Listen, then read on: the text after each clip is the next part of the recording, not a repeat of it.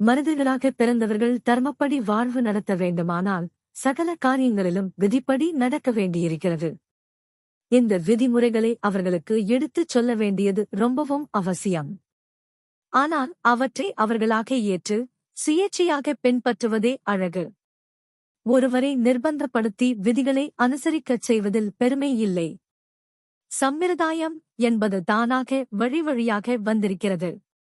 மக்கள் அதை தாமாக ஏற்று பின்பற்றி வந்திருக்கிறார்கள்.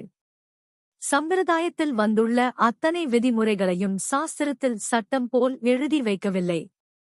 சட்டம் என்று எழுதிவிட்டால் அது நிர்பந்தமாகிவிடுகிறது என்பதே காரணம்.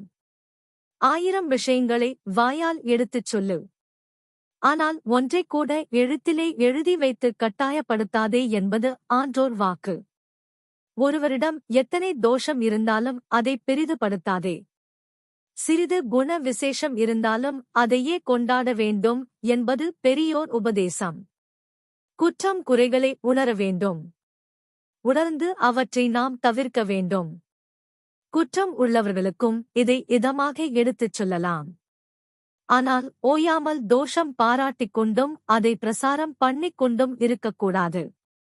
தோஷமுள்ளவரிடம் அதை எடுத்துக் காட்ட வேண்டுமானால் நமக்கு பூரண யோக்கியதை இருக்க வேண்டும். நம்மிடமே ஏராளமான தோஷங்களை வைத்துக் கொண்டு இன்னொருத்தருக்கு உபதேசம் செய்தால் அது பிரயோஜனப்படாது. நமக்கு யோக்கியதை இருக்கிறது, ஸ்தானம் இருக்கிறது.